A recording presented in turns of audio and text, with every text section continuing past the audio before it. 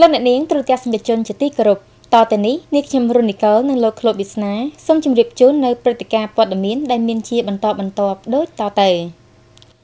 សម្ដេចវិបុលសេនាភក្តីសៃឈុំអនុញ្ញាតឲ្យអាដាមឯករដ្ឋទូតស្វីសប្រចាំកម្ពុជាចូលជួបពិភាក្សាការងារនៅព្រឹកថ្ងៃទី2ខែមីនាឆ្នាំ2016នៅវិមានប្រសិទ្ធិសម្ដេចវិបុលសេនាភក្តីសៃឈុំប្រធានប្រសិទ្ធិនៃព្រះរាជាណាចក្រកម្ពុជាបានអនុញ្ញាតឲ្យអាដាមអឺវ៉ូសេប៊ែឯករដ្ឋទូតវិសាមញ្ញនិងពេញសមត្ថភាពទើបតែងតាំងថ្មីនៃប្រទេសស្វីសចូលជួបសម្ដែងការគួសមនិងពិភាក្សាការងារ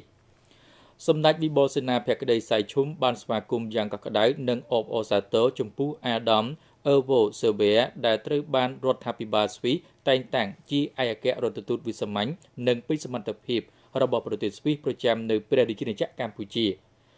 តាមរយៈនេះសម្ដេចប្រធានប្រសិទ្ធិក៏បានថ្លែងអំណរគុណចំពោះរដ្ឋាភិបាលនិងប្រជាជនស្វីសដែលក្នុងពេលកន្លងមកនិងបច្ចុប្បន្នបានគាំទ្រនិងផ្ដល់ជំនួយជាបន្តបន្ទាប់លើវិស័យកសិកម្មនិងវិស័យសុខាភិបាលដល់កម្ពុជាជាពិសេសជួយដល់មន្ទីរពេទ្យកុមារគុណធបុប្ផា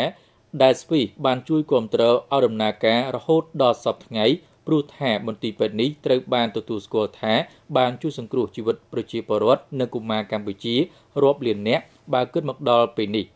ជាមួយនេះសម្ដេចបានស្នើសុំឲ្យអាដាមឯករដ្ឋទូតជួយផ្សព្វផ្សាយនិងជំរុញវិនិយោគិនស្វីសដើម្បីមកវិនិយោគនៅកម្ពុជាព្រោះថាកន្លងទៅនេះវិនិយោគទុនស្វីសនៅកម្ពុជាហាក់បីដូចជាមានការថយចុះជាការឆ្លើយតបអាដាមឯករដ្ឋទូតស្វីសបានវិតម្លៃខ្ពស់និងកោតសរសើរចំពោះការរីកចម្រើនរបស់ព្រះរាជាណាចក្រកម្ពុជាក្រោមការដឹកនាំរបស់រដ្ឋាភិបាលដែលមានសម្ដេចអគ្គមហាសេនាបតីហ៊ុនសែនជាប្រមុខអាដាមឯករដ្ឋទូតបានបញ្ជាក់ជូនសម្ដេចប្រធានប្រសិទ្ធិថាក្នុងបេសកកម្មការទូតនៅកម្ពុជាអាដាមនឹងខិតខំបំពេញភារកិច្ចរបស់ខ្លួនឲ្យទទួលបានជោគជ័យតាមរយៈការបន្តពង្រឹងពង្រីកនៅទំនាក់ទំនងកិច្ចសហប្រតិបត្តិការឲ្យកាន់តែរឹងមាំនិងរីកចម្រើនថែមទៀតរវាងប្រទេសទាំងពីរស្វីសកម្ពុជាសម្ដេចវិបុលសេនាភក្តីសៃឈុំបានបញ្ជាក់ជូនអាដាមឯករដ្ឋទូតផងដែរពីការអនុវត្តលទ្ធិប្រជាធិបតេយ្យនៅក្នុងប្រទេសកម្ពុជាដែលកំពុងដំណើរការយ៉ាងរលូនដើម្បីត្រៀមលក្ខណៈឲ្យគ្រប់គណៈបកនយោបាយធ្វើការប្រគួតប្រជែងនៅឆ្នាំ2017និងឆ្នាំ2018ខាងមុខនេះជាមួយនេះគណៈកម្មាធិការជាតិរៀបចំការបោះឆ្នោតក៏កំពុងដំណើរការកម្មវិធីរបស់ខ្លួនដែរដើម្បីធ្វើយ៉ាងណា